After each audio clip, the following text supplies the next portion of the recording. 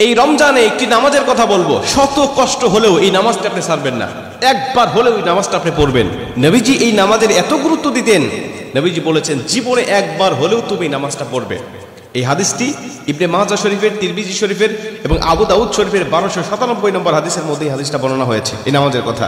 নবীজি তার চাচা আব্বাস রাদিয়াল্লাহু তাআলা আনহুকে ডাক দিয়ে বলেন, চাচা আমি আপনাকে এমন একটি নামাজের কথা বলছি, এই নামাজটা আপনি প্রতিদিন একবার হলেও আপনি আদায় করবেন। চাচা যদি প্রতিদিন সম্ভব না হয়, অন্তত সপ্তাহে একবার হলেও আপনি নামাজটা পড়বেন। যদি সপ্তাহেও সম্ভব না হয়, তাহলে আপনি মাসে অন্তত একবার এই নামাজটা আদায় করবেন। চাচা যদি মাসেও আপনার পক্ষে কষ্টকর হয়ে যায়, বছরে একবার পড়বেন। যদি বছরেও না পারেন, জীবদ্দশায় অন্তত একবার হলেও নামাজটা পড়বেন। কারণ এই নামাজটা এত পাওয়ারফুল নামাজ।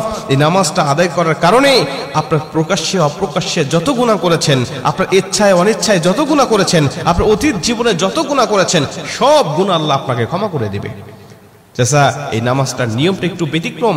এই নামাজটাকে বলা হয় সালাতুত তাসবিহ। এই নামাজের মধ্যে অতিরিক্ত কিছু তাসবিহ পাঠ করতে হয়। সুবহানাল্লাহ, আলহামদুলিল্লাহ, লা ইলাহা ইল্লাল্লাহ, আল্লাহু আকবার, এই চারটা তাসবিহ একত্রিত করে সুবহানাল্লাহি ওয়াল হামদুলিল্লাহি ওয়া লা ইলাহা ইল্লাল্লাহু আল্লাহু আকবার, এই তাসবিহগুলো, এই বাক্যগুলো এখানে পাঠ করতে হয়। 4 রাকাত বিশিষ্ট এই নামাজ সালাতুত তাসবিহ 4 রাকাত পড়তে হয় এক নিয়তে। 4 রাকাত নামাজে প্রতি রাকাতে 75 বার করে করে মোট 300 বার এই তাসবিহটা পাঠ করতে হয়। সুবহানাল্লাহি ওয়াল হামদুলিল্লাহি ওয়া লা ইলাহা ইল্লাল্লাহু আল্লাহু আকবার, এই তাসবিহটা, এই দোয়াটা 75 বার করে করে প্রতি 4 রাকাতে মোট 300 বার করে আপনি পাঠ করবেন। কি নিয়মে পাঠ করবেন আমি আপনাকে নিয়মটা শেখাচ্ছি। আবু দাউদ শরীফের 1297 নম্বর হাদিসের মধ্যে যে নিয়মটা এসেছে, আমি এই নিয়মটা আপনাকে শেখাচ্ছি। আমাদের সমাজে আর বেশ কিছু মানুষ বেশ কিছু নিয়ম বলে, কিন্তু আমি আপনাকে হাদিস থেকে সরাসরি নিয়মটা জানাচ্ছি। এটা আপনি রেকর্ড করে নেন, খাতা কলম থাকলে লিখে নেন।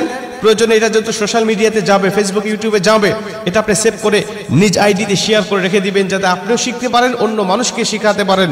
আপনার শেখানোর কারণে কেউ যদি নামাজটা আদায় করতে পারে, ও যে সওয়াবটা অর্জন করবে, সওয়াবের একটা অংশ আল্লাহ আপনার আমলনামায়ও দান করবে। এজন্য এগুলো মানুষের কাছে ছড়িয়ে দিবেন যত সম্ভব হয়। আপনি প্রথমে যখন নামাজটা শুরু করবেন, নিয়ত করবেন নফল নামাজের নিয়ত করে অন্যান্য নামাজে যেভাবে সানা পাঠ করি আপনি সেভাবে সানা পড়বেন। অন্যান্য নামাজে যেভাবে সূরা ফাতিহা পড়ি ওভাবে সূরা ফাতিহা পড়বেন। অন্যান্য নামাজে সূরা ফাতিহার পরে যেভাবে সূরা মিলান ওইভাবে সূরা মিলাবেন।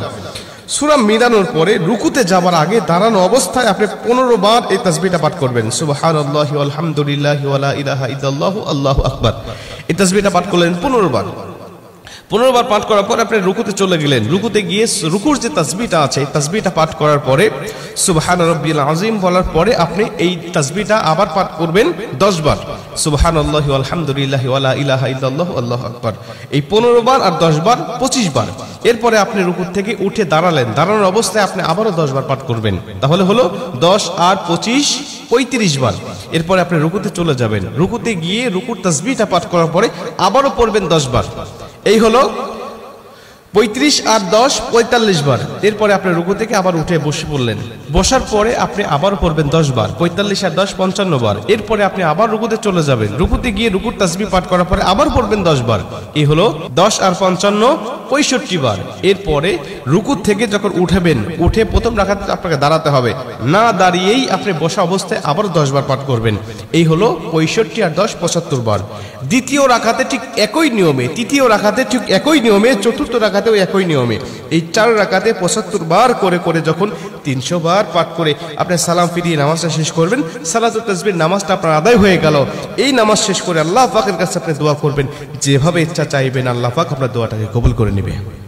আমরা দেখেছি বেশ কিছু পিকচারের মধ্যে, বেশ কিছু জায়গায়, বেশ কিছু লেখায় আপনি এই নিয়মটা বর্ণনা করার পাশাপাশি একটু ব্যতিক্রম বর্ণনা করা হয়েছে, যে শেষ রাকাতে সেজদা থেকে উঠে বসে না পড়ে রুকুতে যাওয়ার আগেই মোট 25 বার পড়তে হবে। অর্থাৎ রুকুতে যাওয়ার আগে 10 বার আর সানা পড়ার পরে 15 বার। এই নিয়মটা বর্ণনা করা আছে, কিন্তু হাদিস শরীফের মধ্যে আমি যেটা বললাম এই নিয়মটা বর্ণনা করা আছে। অতএব এই নিয়মে যদি আপনি নামাজটা আদায় করেন, আশা করা যায় আপনার নামাজটা কবুল হয়ে যাবে।